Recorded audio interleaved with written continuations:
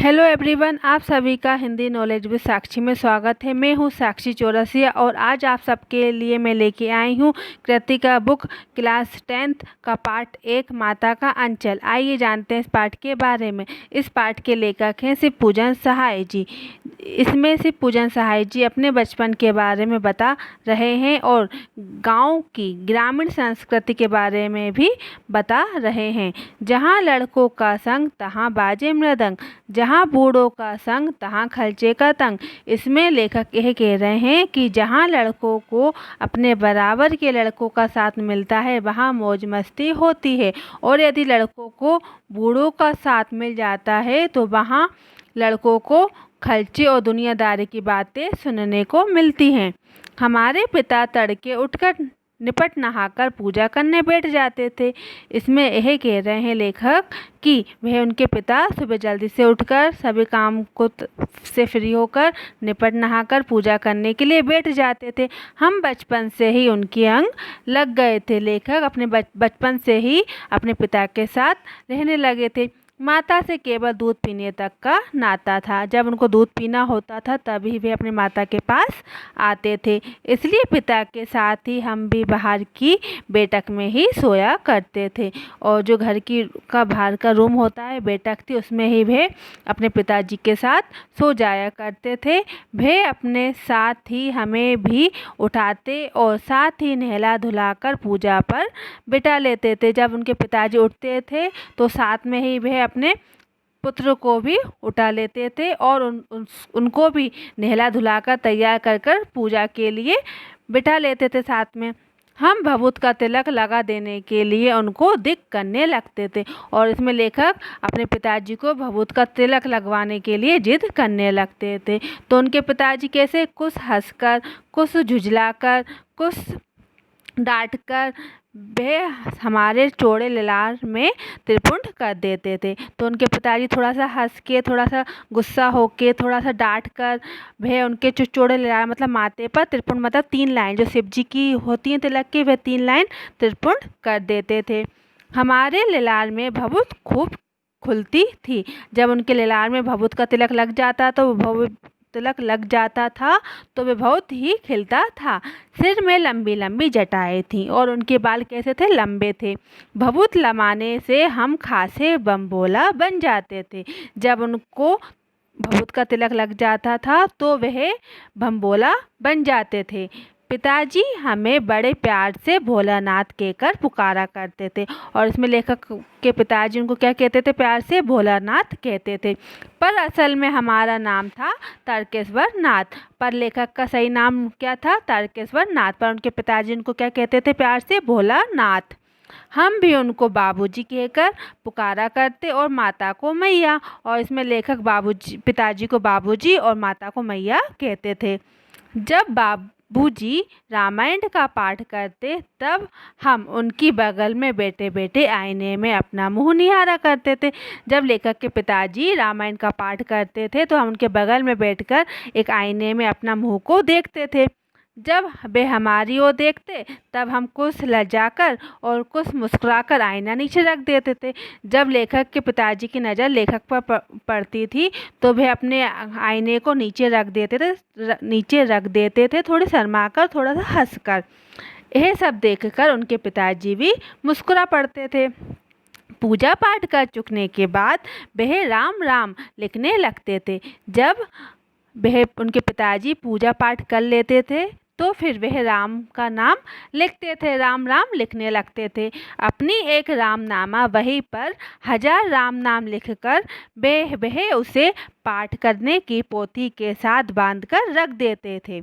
जब वह रामनामा के बही खाता था जिसमें वह राम राम का नाम लिखते थे तो वह उसे पाठ करने की पोथी के साथ ही बांधकर रख देते।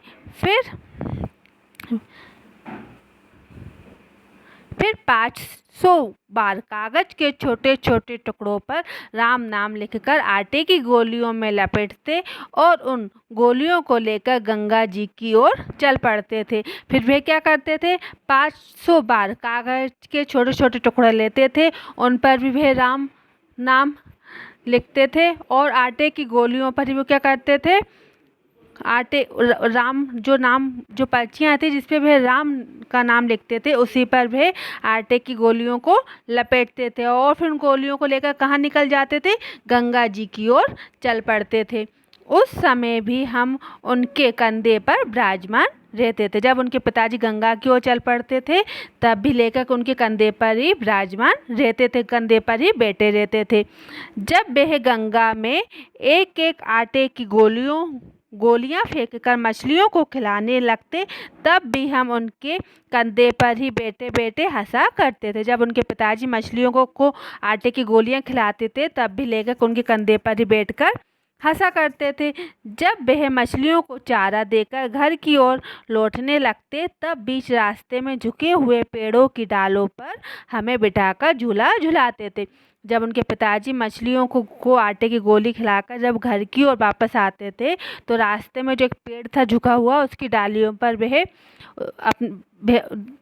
रास्ते में पेड़ जो झुका हुआ था उसकी डालियों पर वो क्या करते थे, उनके पिताजी लेखक को झूला झुलाते थे। जैसे कि इस चित्र में दिया गया है, जो पेड़ है उसकी डालियां हैं जो नीचे की ओर झुकी हुई हैं, इसमें लेखक के पिताजी अपने पुत्र भोलानाथ को पेड़ की डाली पर क्या झूला झुला रहे हैं, झूला झुलाते थे। कभी कभी बाबूजी हमसे कुश्ती भी लड़ते थे और कभी कभी क्या करते थे, उनके पिताजी लेखक से कुश्ती भी लड़ने लगते थे।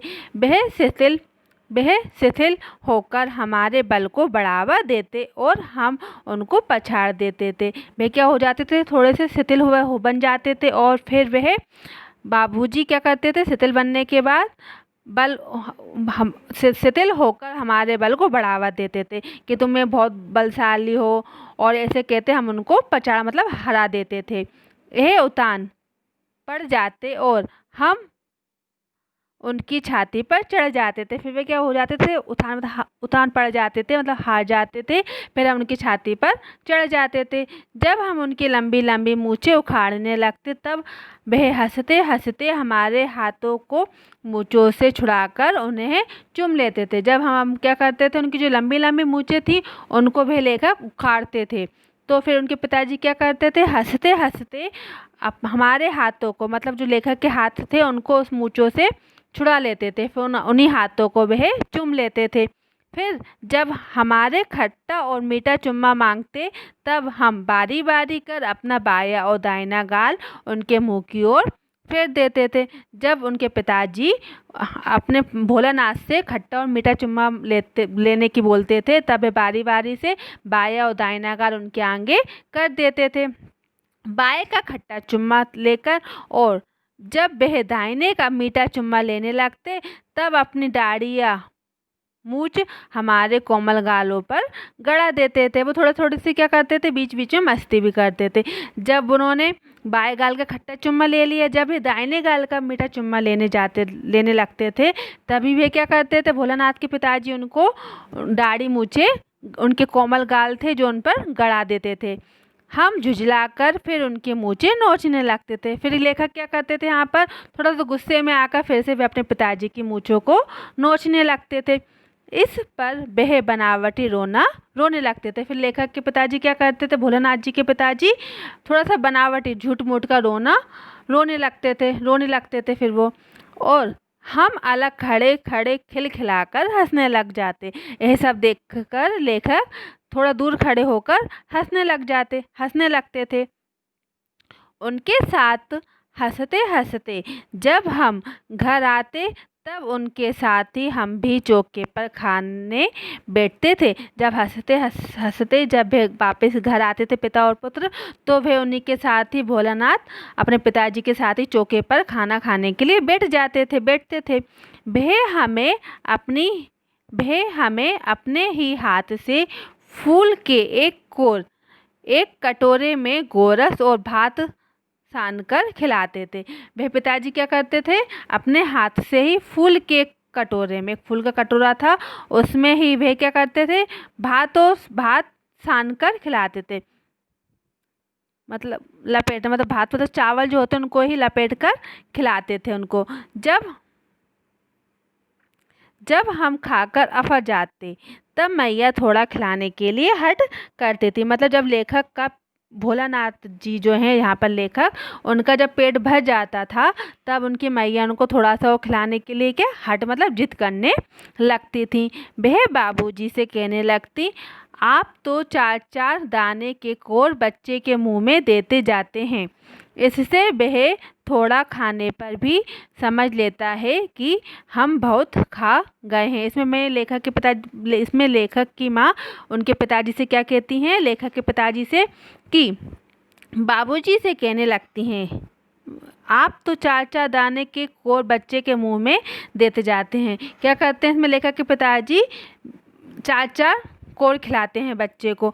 इससे वे थोड़ा खाने पर भी समझ लेता है। मतलब जब थोड़ा सा बच्चा खाना खाता है तो उसको क्या समझ आता है कि उसका पेट भर चुका है और उसने बहुत सारा खाना खा लिया है। आप खिलाने का ढंग नहीं जानते। इसमें लेखक की माँ क्या कहती हैं लेखक के पिताजी से, आपको खाना खिलाने का ढंग नहीं आता बच्चे को, भर मुँह कोर खिलाना चाहिए, बच्चे को पूरा मुंह भर के कोर खिलाना चाहिए। जब खाएगा बड़े बड़े कोर तब पाएगा दुनिया में डोर। जब बच्चा बड़े बड़े कोर खाएगा रोटी के, तभी वह क्या कर पाएगा, दुनिया में दौड़ पाएगा, दुनिया में अपना कोई एक स्थान प्राप्त कर सकेगा। देखिए मैं खिलाती हूँ, मर्दुए क्या जाने कि बच्चों को कैसे खिलाना चाहिए। इसमें लेखक की माँ यह कह रही हैं, देखो मैं खिलाती हूँ बच्चों को कैसे खिलाते हैं खाना, मर्दुए क्या जाने बच्चों को कैसे खिलाना चाहिए। मतलब मर्द क्या जाने कि बच्चों को खाना कैसे खिलाना चाहिए। और महतारी के हाथ से खाने पर बच्चों का पेट भी भर जाता है। जब बच्चा मैया या माँ के हाथ से खाना खाता है तो बच्चे का पेट भी भर जाता है। यह कहे भे थाली में दही भात शांति और अलग अलग तोता मैना कबूतर हंस मोर आदि के बनावटी नाम से कोर बनाकर यह कहते हुए खिलाती जाती कि जल्दी से खा लो नहीं तो उड़ जाएंगे। इसमें लेखक की माँ क्या करती, दही और भात दोनों को क्या करती, मिलाती और अलग अलग मतलब अलग अलग पक्षियों के नाम लेकर, कभी तोता कभी मैना कबूतर हंस मोर आदि के बनावटी नाम को से कोर बनाकर यह कहते हुए क्या कहती हैं कि जब कोर खिलाती, जल्दी से खा लो नहीं तो ये क्या कोर क्या हो जाएंगे, उड़ जाएंगे। पर हम उन्हें इतनी जल्दी उड़ा जाते थे कि उड़ने का मौका ही नहीं मिलता था। इसमें लेखक क्या करते, उन कोरों को इतनी जल्दी जल्दी खा लेते थे कि वह लेखक कोरों को उड़ने का मौका ही नहीं देते थे। इस प्रकार यह इस चैप्टर का पार्ट 1 है। आप सबको यह पार्ट कैसा लगा मुझे कमेंट्स करके बताइए, लाइक कीजिए और आपको यह वीडियो अच्छा लगा तो सब्सक्राइब कीजिए। मैं इस माता का अंचल पार्ट 2 आप सबके लिए मैं नेक्स्ट वीडियो में लेके आऊँगी। आप सभी को thank you everyone, good bye.